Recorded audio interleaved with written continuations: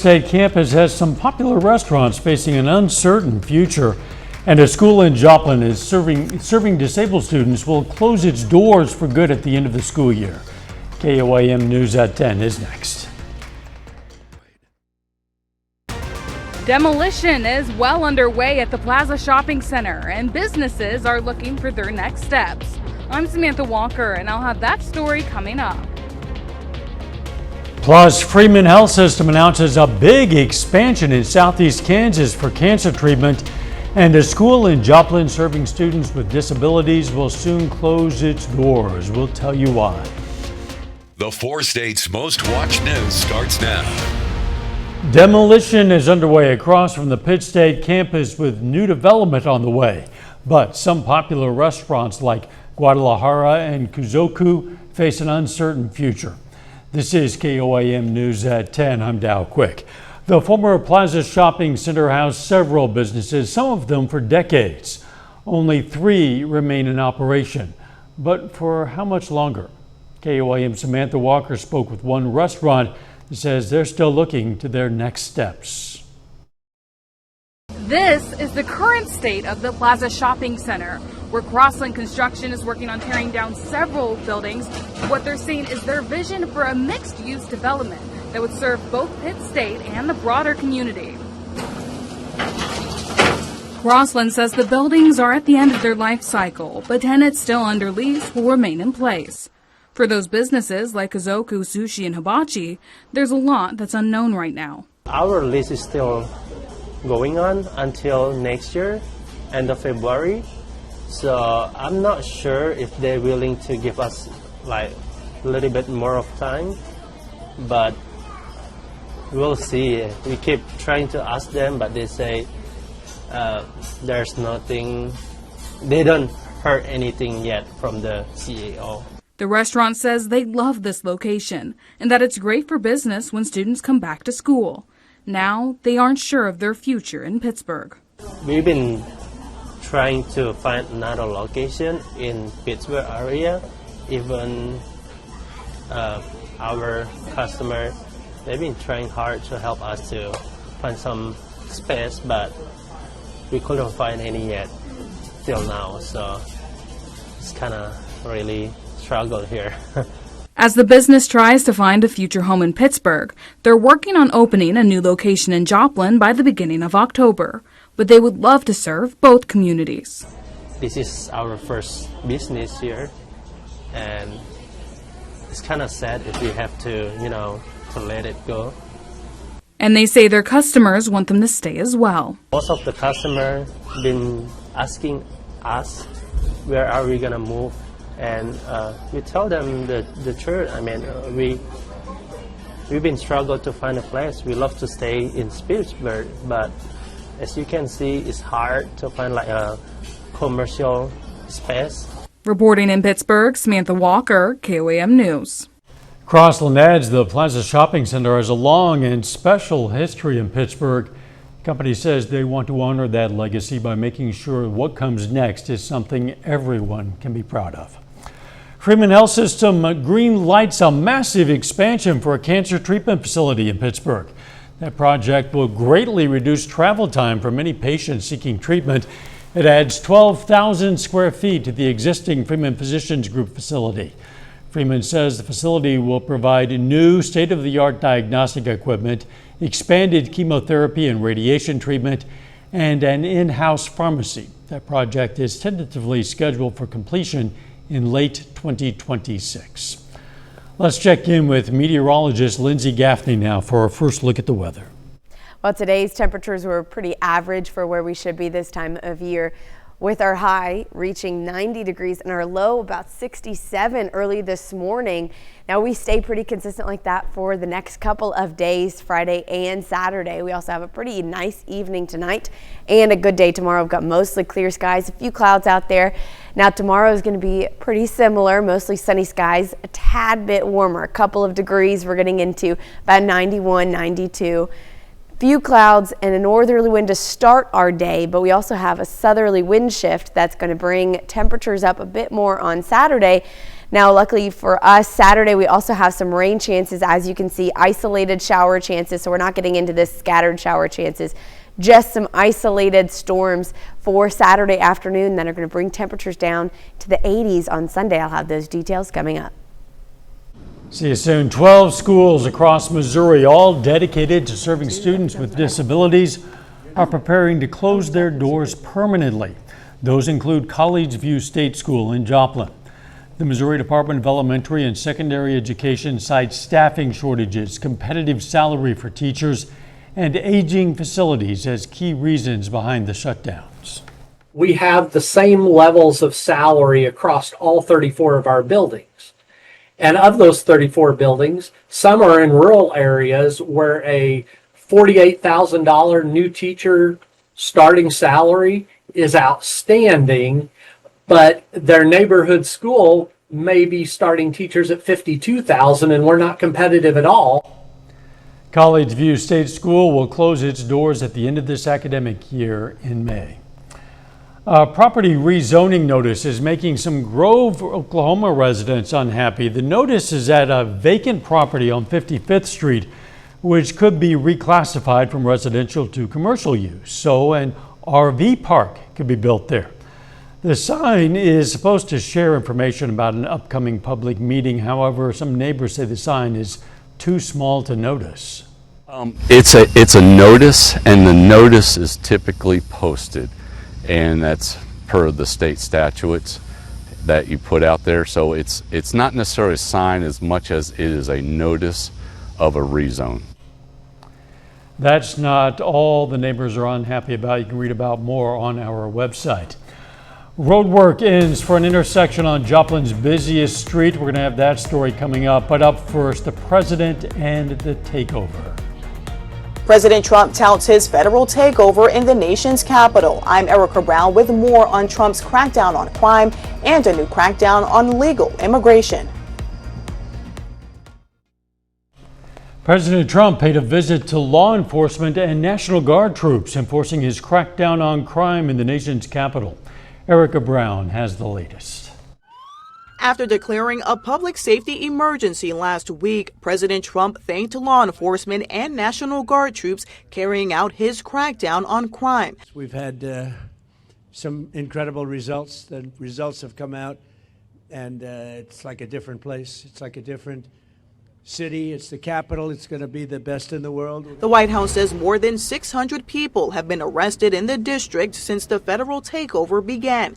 And the D.C. Metropolitan Police told CBS News Thursday that no homicides have been reported in more than a week. We're going to make it safe, and we're going to then go on to other places, but we're going to stay here for a while. Vice President J.D. Vance in Atlanta to promote Trump's Big Beautiful Bill praised the administration's crackdown. And I want you to be able to go shopping or go and get a nice meal with your family without the fear that you're going to get mugged, or even worse, because you had the audacity to take your family out for a day in one of our great American cities. We don't have to live like this. But the Justice Department's own data shows violent crime in the district last year was the lowest level in 3 decades. We know that crime has gone down in our city, and it has gone down precipitously over the last 2 years because of a lot of hard work. President Trump's crackdown on crime also comes as his administration is now cracking down on some legal immigration programs. The State Department says it is reviewing more than 55 million people with valid U.S. visas for any violations that could lead to deportation. Erica Brown, CBS News, the White House. Lindsay returns next with a complete look at the forecast. And a little later, a Joplin Learning Center is about to get a new hands-on attraction thanks to a big donation.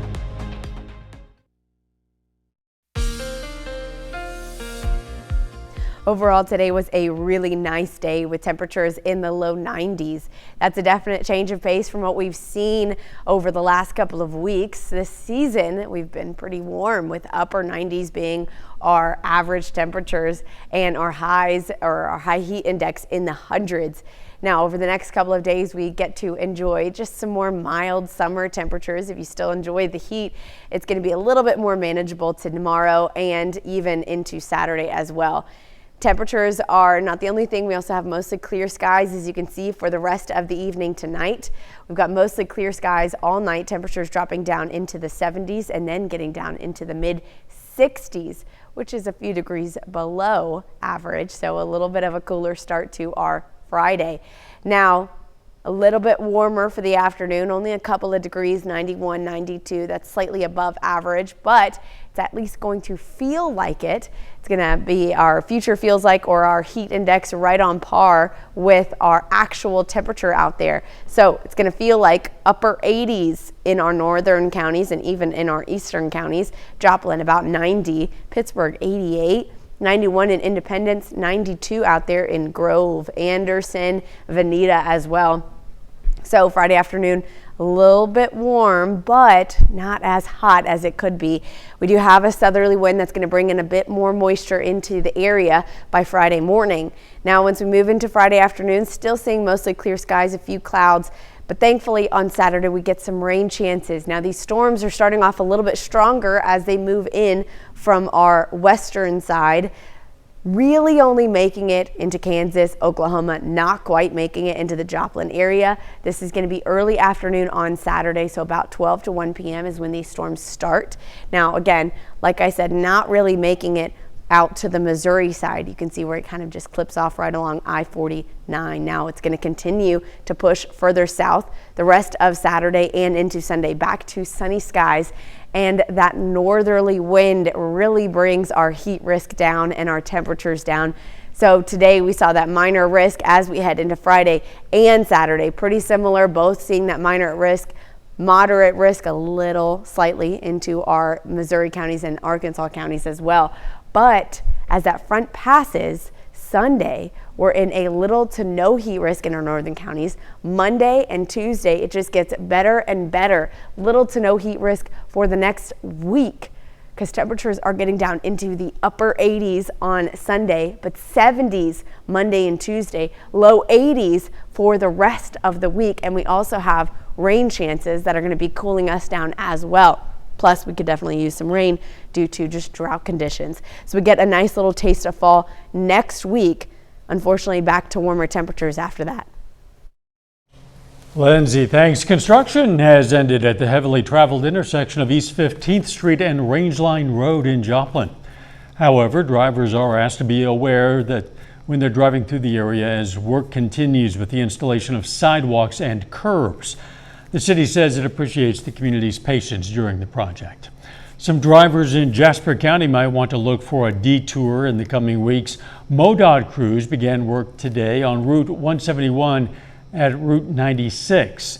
Contractor crews are going to be setting girders for a new Route 96 bridge over Route 171. All lanes during construction will be closed from today through August 29th and again September 2nd through the 5th. These lanes will be open during the Labor Day weekend. An SUV slammed into a strip mall in Airport Drive Village today, and investigators say it's now a DWI case. Witnesses saw the SUV crash into the side of a building just south of the Domino's at Stone's Corner. A woman and a child who were in the SUV went to the hospital with non-life-threatening injuries. The building has only minor damage, but officers confirmed they are investigating the driver for DWI.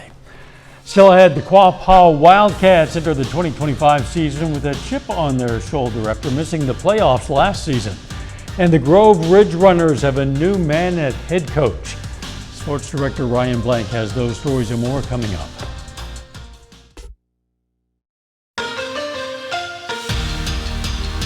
It's the start of a new chapter in Grove Ridge Runner football, with a lot of fresh faces taking leadership roles this season. And head coach Ryan Keenum takes over as a lead man after Ron Colwell announced his retirement following the 2024 season.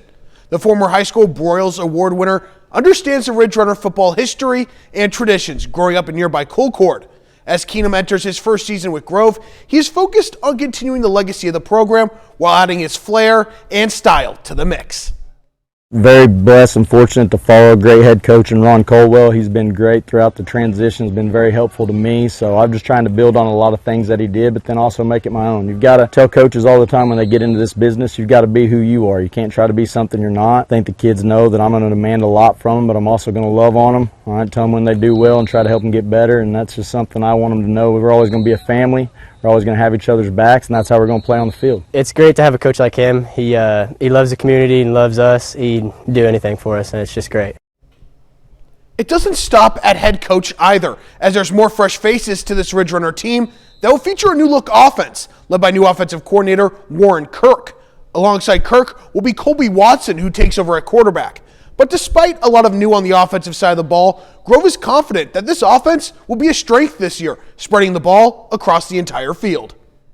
He trusts me a lot, the new head coach or the new offensive coordinator does, and I like that a lot. He lets me run it. If I want to hand it off, I can do that. I can throw it if I want to do that. Our receiver is the best I've ever been played with. It's not even close. Specifically, Isaac Sheffield, it's been crazy with the plays he can make, and if 50-50 ball, I 100% believe he's going to come out with it. The new offense that Coach Kirk's brought in has been incredible.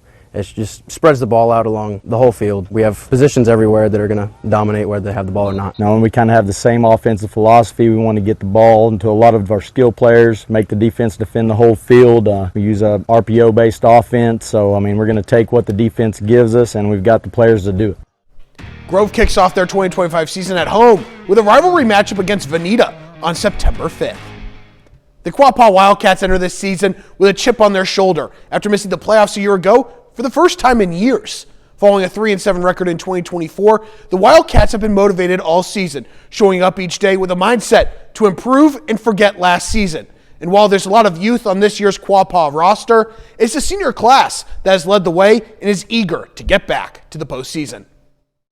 We kind of got a bad taste in our mouth last year. We missed playoffs for the first time in several years. So this group's been eager to get back at it. They've done a great job in the summertime. You don't really have to beg them to get them here. They want to put in the work and they want to be successful. We've got a young group out here. We've got several sophomores and several freshmen, but we've got a great group of leadership with our older kids too. And they've kind of taken those young pups under their wing and they're ready to get rolling. Everyone showed up every day, put the work in the weight room and for conditioning and everything.